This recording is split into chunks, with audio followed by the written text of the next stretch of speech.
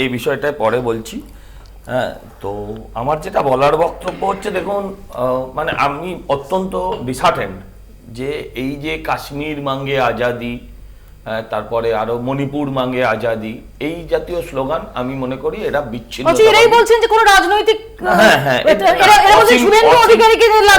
Chatterjee, Abhijit গাঙ্গুলিকে go back বলছেন, অগ্নিমিত্রা পলকে go back বলছেন, শুভঙ্কর সরকার, অধীর রঞ্জন চৌধুরী তাদের গোব্যাক বলছেন। মানে অসীম চ্যাটার্জি রাস্তা দিয়ে ওখানে গিয়ে ভাষণ দিলে সেটা অরাজনৈতিক, প্রগতিশীল। হ্যাঁ, আচ্ছা, আর অগ্নিমিত্রা পাল ওই রাস্তা দিয়ে হেঁটে গেলে পাশেই পার্টি অফিস, ওই পার্টি অফিসটাতে ওরা অনেক কিছু ব্যবহার করেছে, মানবিকতার খাতিরে আমরা সেটাকে তাদের সুযোগও দিয়েছি, এবং সেখানে যেমন ব্যবহার করেছে, এবং যেটা তুলে আমরা দেখেছি তৃণমূল কংগ্রেস টুইটও করেছে যে বিজেপির পার্টি অফিস।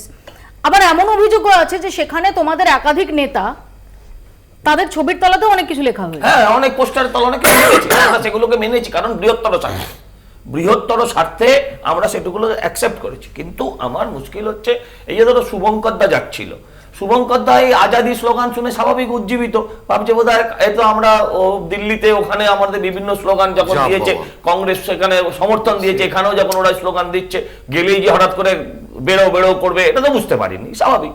তো এটা গুলিয়ে যায়, এটা নিয়ে আমি কিছু মনে করছি না। কিন্তু আমি বলছি অবশ্যই সেটা হচ্ছে এই স্লোগান বিচ্ছিন্নতাবাদীর, এই স্লোগান কখনো অরাজনৈতিক হতে পারে না।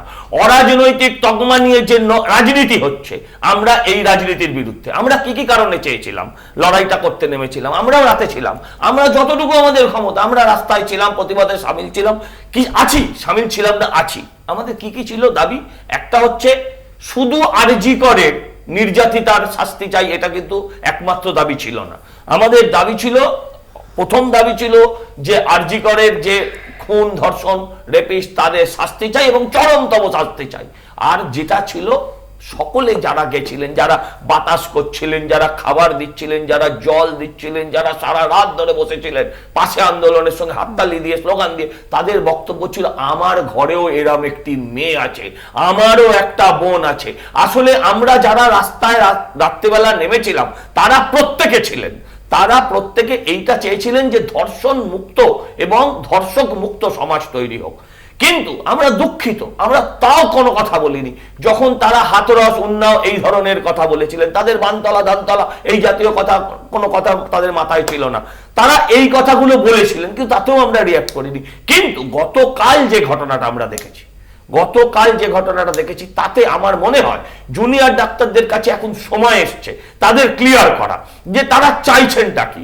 আপনারা একটা জিনিস ভালো করে দেখুন, সব ঠিক আছে, আপনারা শুধু তারা তাদের মেডিকেল কলেজগুলোর নিরাপত্তার কথা বলছেন, কিন্তু মাত্র এ কথাটা এখন আজকের দিনে বলা কঠিন, কিন্তু আজকে সময় হচ্ছে এটা বলারও প্রয়োজনীয়তা আছে।